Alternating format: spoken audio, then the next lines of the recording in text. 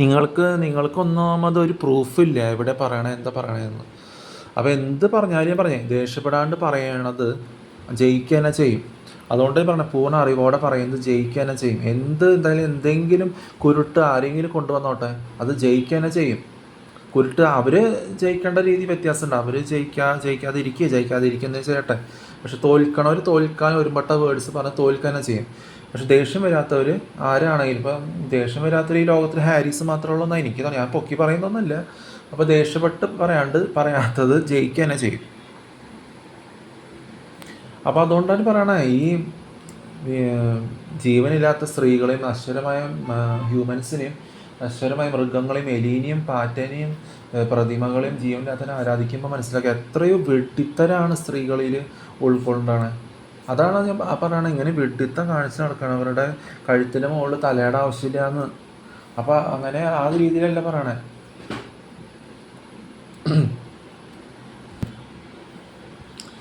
കഴുത്തിൻ്റെ മുകളിൽ തലയുടെ ആവശ്യമില്ല. നിങ്ങൾ എവിടെ പറയണേ എന്താ പറയണേ, നിങ്ങൾക്ക് പ്രൂഫില്ല. തമ്മിൽ കുഴി ചാടിക്കണം അവർ.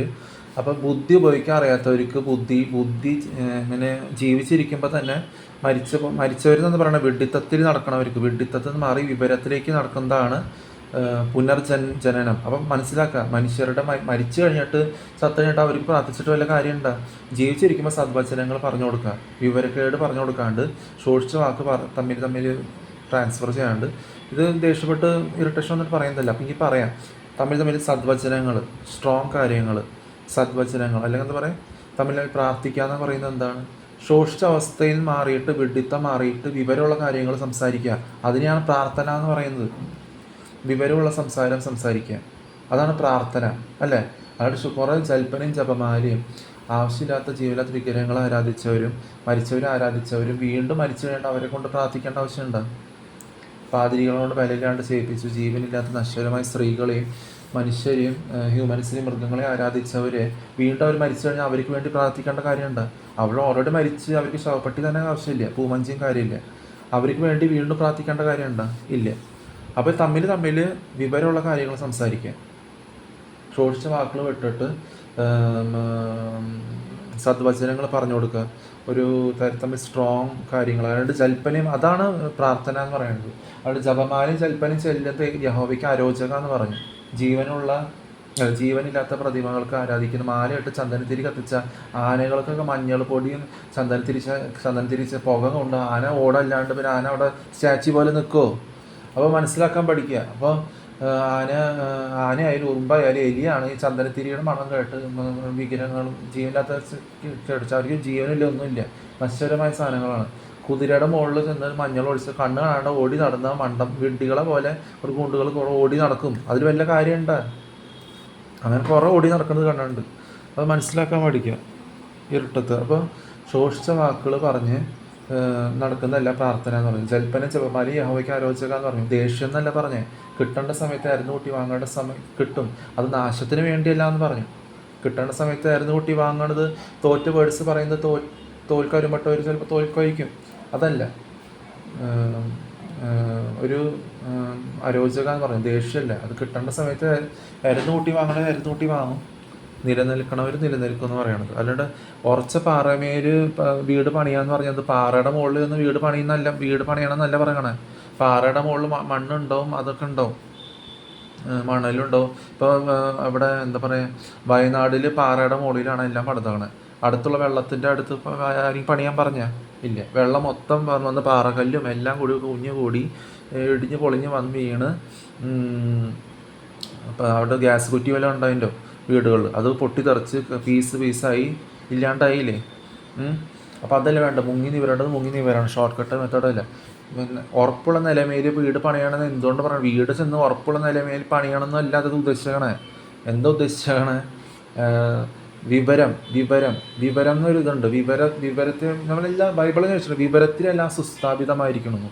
വെട്ടിത്തം മാറ്റി വിവരമുള്ള ഒരു നിലയിന്മേൽ സ്വന്തം ഭവനം പണിയാന്ന് പറഞ്ഞാൽ എന്താ? സ്വന്തം ഭവനം എന്ന് പറഞ്ഞാൽ എന്താ? ഹൃദയം. എല്ലാം അറിയാലോ. ഒരു ജീവിതം എന്ന് പറയുന്നത് വിവരത്തിൽ പണിയുക, അല്ലാണ്ട് വിഡ്ഢിത്തത്തിലല്ല പണിയുക. വിഡ്ഢിത്തത്തിൽ പണിയുന്ന വീണ്ടും ബൈബിളിൽ പറഞ്ഞവർ പറയുന്ന പറഞ്ഞ എന്താ? മണലിലും കൊണ്ട് ഈ വിത്ത് കൊണ്ട് എറിഞ്ഞു കഴിഞ്ഞാൽ, മണലിൽ കൊണ്ട് വിത്ത് കൊണ്ട് എറിഞ്ഞു കഴിഞ്ഞാൽ, വിത്ത് എന്നിട്ട് സദ്വചനങ്ങൾ കൊണ്ടെറിഞ്ഞാൽ അത് അവിടെ കായ്ക്കാൻ അവിടെ കിടക്കും. അതല്ലേ അവിടെ കിടക്കും. അതുകൊണ്ട് പറഞ്ഞത് പറയേണ്ടാത്ത രീതിയിൽ, ചോദിക്കേണ്ടാത്ത രീതിയിൽ, പറയേണ്ടാത്തവരോട് ചെന്ന് പറഞ്ഞു. മഴയുള്ള സമയമാണ് ഇപ്പോഴും. പറയേണ്ടാത്ത രീതി പറഞ്ഞു കഴിഞ്ഞാൽ അതിലൊരു ശക്തി ഉണ്ടാവില്ലേ, പറയണ രീതിയും ശരിയാവില്ല. അപ്പോൾ അത് ശരിയാവില്ല. അപ്പോൾ എന്തുണ്ടാവുക, അവർ വീണ്ടും വെഡിത്തത്തിൽ തുടരും. വെഡിത്തം വിവരം ഉണ്ടാവില്ല. വിവരം അവിടെ പൊട്ടി മുളക്കില്ല. വെഡിത്തത്തിൽ തന്നെ മുഴുകി നടക്കും. അപ്പോൾ ഈ ഈസി വേ ആണ് തിരഞ്ഞെടുക്കേണ്ടത്. ഈസി വേ പറയുന്നുണ്ട്. അതുകൊണ്ട് പറയണ അരോചകമല്ല, ദേഷ്യമല്ല, അരോചകമാണെന്ന് ജൽപ്പനയും ജപമാരിയും.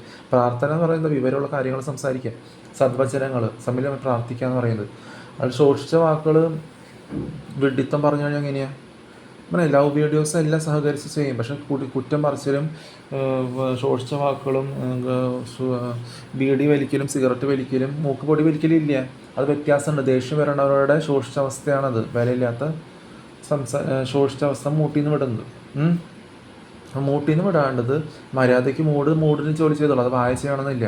അപ്പോൾ അതൊക്കെ ചെയ്തിട്ട് വിഡിത്തം മാറ്റി ശോഷിച്ച അവസ്ഥയിൽ നിന്ന് മാറി വിവരമുള്ള കാര്യങ്ങൾ സംസാരിക്കുമ്പോഴാണ് ആ സമയത്തിന് ഈസി വേ തിരഞ്ഞെടുക്കുന്നത്. ഇങ്ങനെയാണ് ഇപ്പോൾ ടെക്നോളജി നല്ല മൂർച്ഛിച്ചിരിക്കുന്ന സമയത്ത് ഇങ്ങനെ ഈസി വേയിൽ സംസാരിക്കുന്നത് നല്ലത്.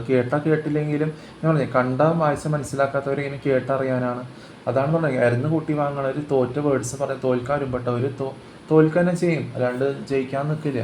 അപ്പോൾ എന്തുണ്ടാവുക, യഹോവയും യേശുവെ രക്ഷിക്കാണ്ടാവില്ല. എന്തുകൊണ്ടാണ് പറയണത്, ഈ ആൻറ്റി ക്രൈസ്റ്റ് റോമൻ കാത്തലിക്സിനെ വെടിയാണ്. അല്ലാണ്ട് സമയത്തിനാണ് കാര്യങ്ങൾ സംസാരിക്കേണ്ടതല്ലേ. അതുകൊണ്ട് നമുക്ക് ഇഷ്ടപ്പെടാത്ത ആൾക്കാർ നമ്മൾ പറഞ്ഞിട്ട് വീട്ടിൽ തന്നെ അവർ തുടരുന്നു മനസ്സിലാക്കുമെങ്കിൽ, മഴക്കാലമാണ്, നമുക്ക് ഫ്രീ ടൈമില്ല പ്രസംഗിക്കാനും, എല്ലാവരും ഫ്രീ ആയിട്ട് പ്രസംഗിക്കാനൊന്നും.